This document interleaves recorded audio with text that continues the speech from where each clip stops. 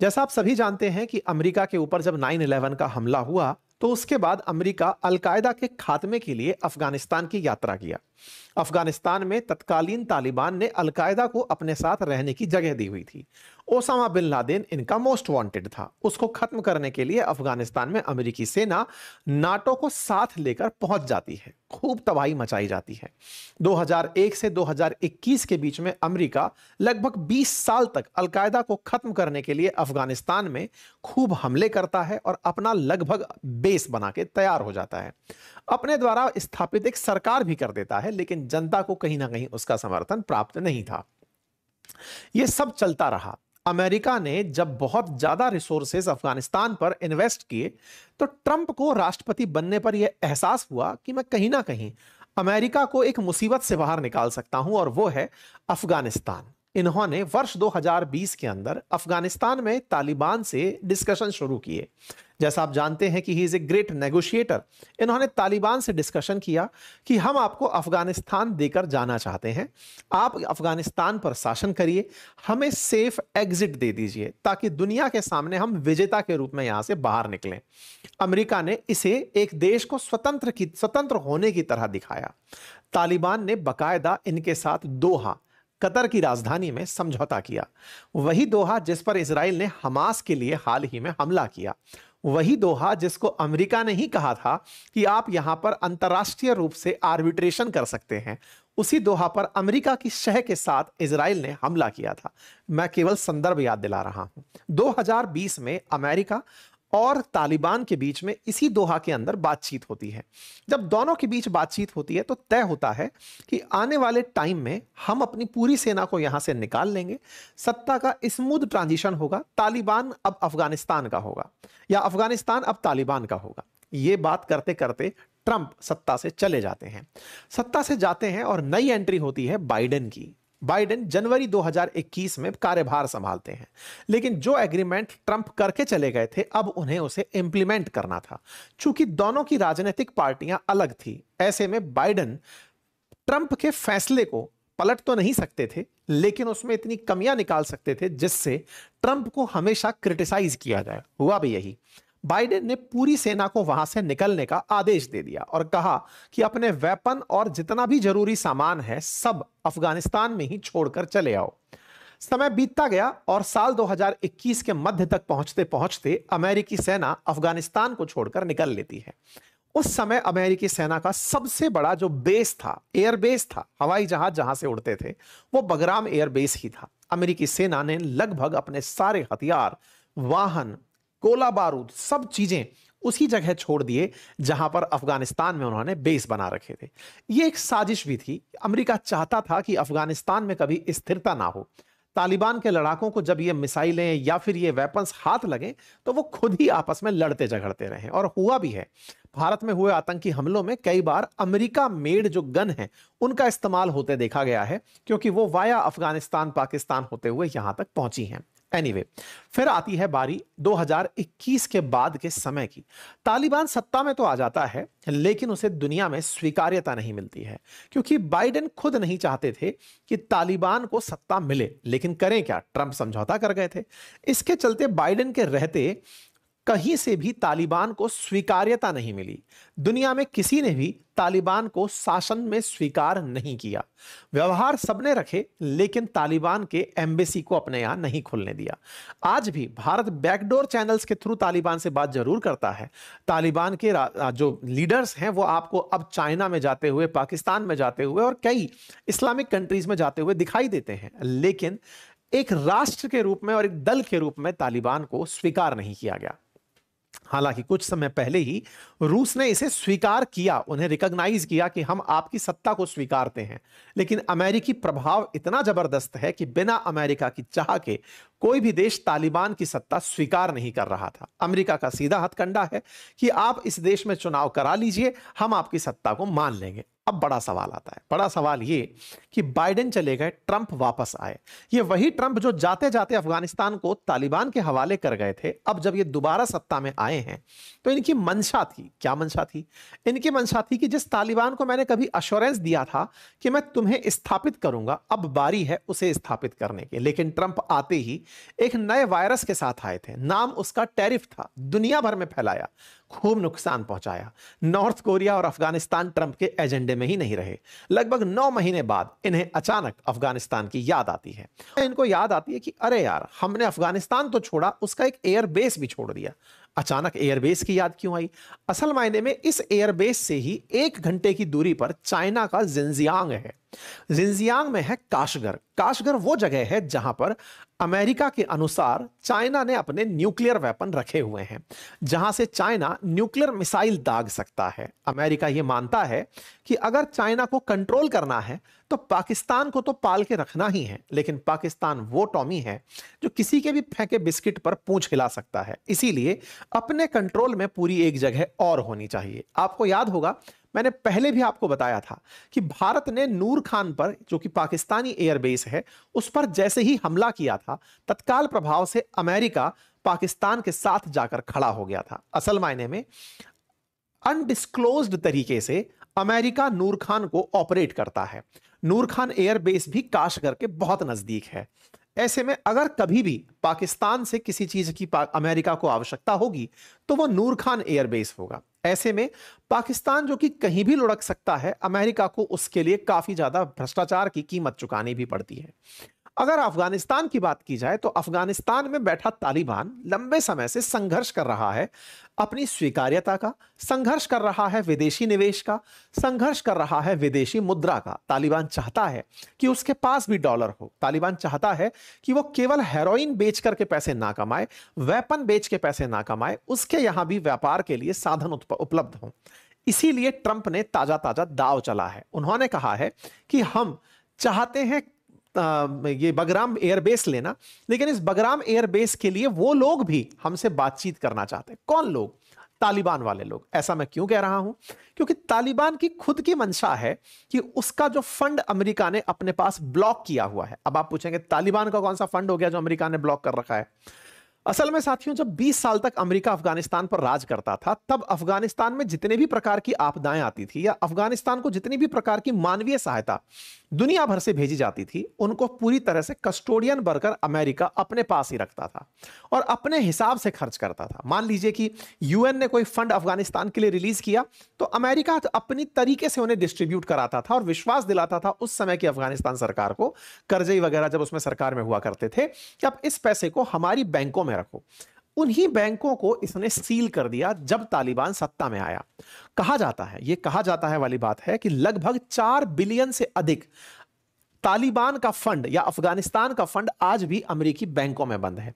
Number तो 8 billion के आसपास है, लेकिन 4 बिलियन अमेरिका ने 9/11 के पीड़ित परिवारों में बांट दिया, ऐसा अमेरिका की सरकारें क्लेम करती हैं। एनीवे, तो जो फंड इनका बंद है अमेरिकी बैंकों में, तालिबान कईयों बार उस विषय को उठा चुका है, लेकिन अमेरिका के प्रभाव के चलते ना तो वो फंड बाहर आता है और ना ही दुनिया में तालिबान को सरकार के रूप में स्वीकार किया जाता है। तो ये जैसे तैसे करके बस सरवाइव कर रहे हैं। हाल ही में जब ईरान के चाबहार पोर्ट को ऑपरेट करने पर भारत को प्रतिबंधित किया गया और कहा गया कि अब चाबहार से कोई काम नहीं होगा, असल में चाबहार का असली फायदा अफगानिस्तान को ही तो मिल रहा था।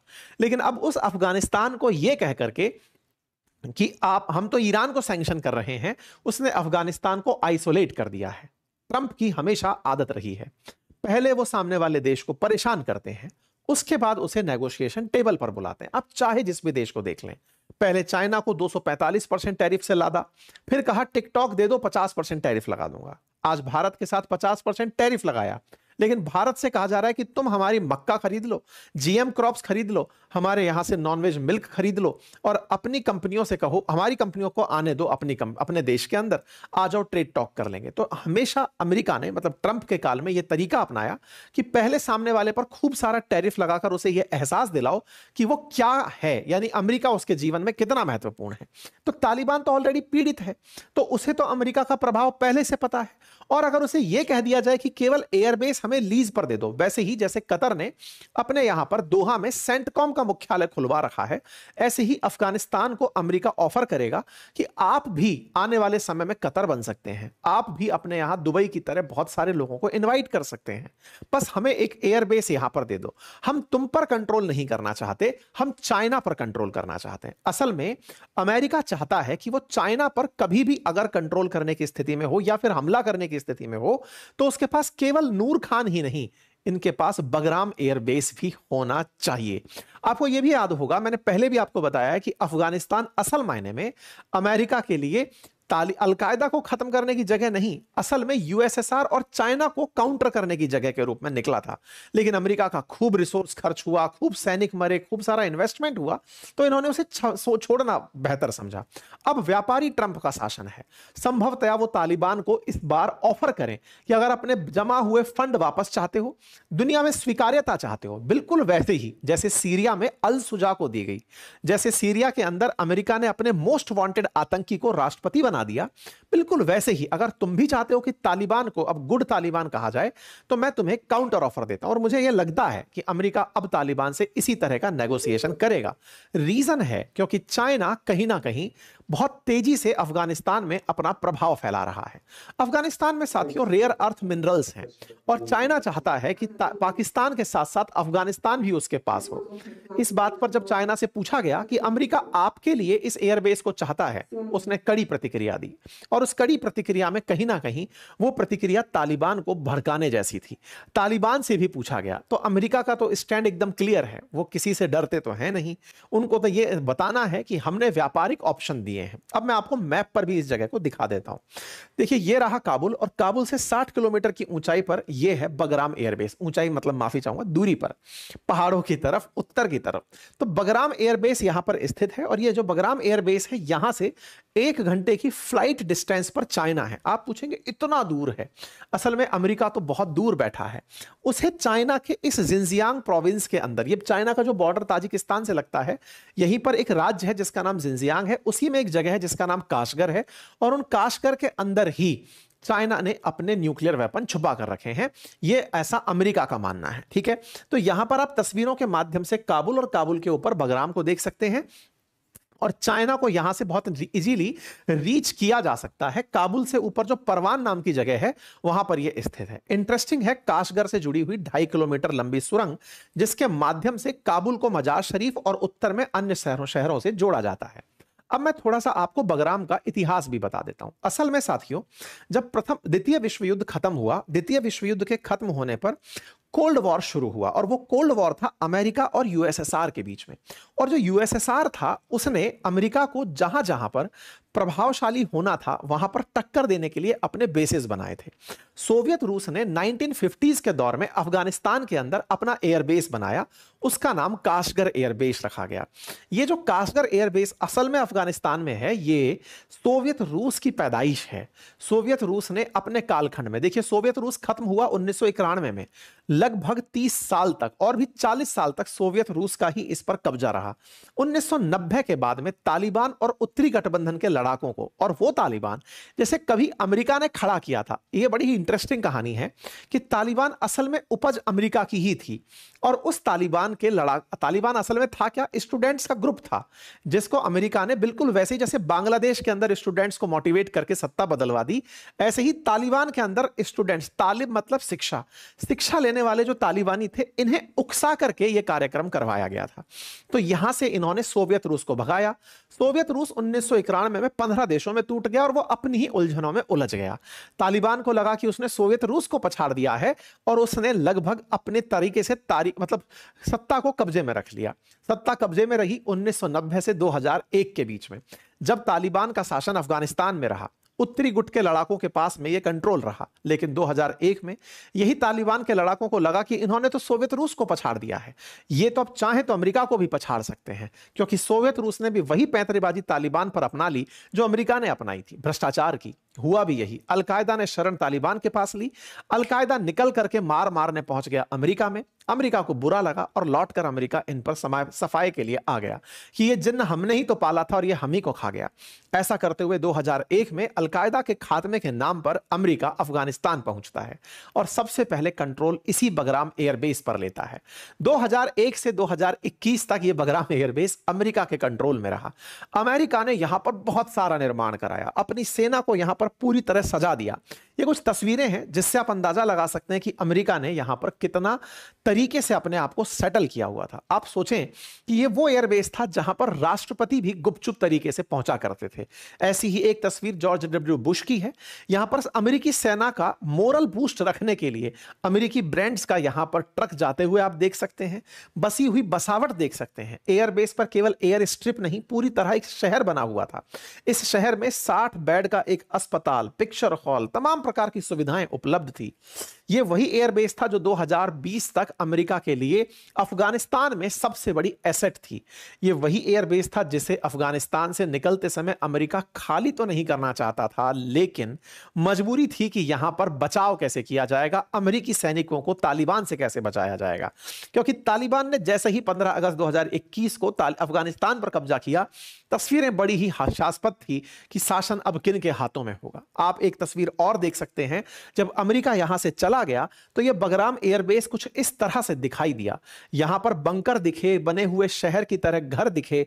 यहां पर कुछ लोगों ने पहुंच करके ऑब्जर्व किया कि जैसे ही आखिरी फ्लाइट अमेरिका की यहां से उड़ी, बगराम एयरबेस की लाइट अचानक गायब कर दी गई। सारी सुविधाएं अपने आप खंडित होने लगी। बहुत सारे सीक्रेट्स मिटने लगे।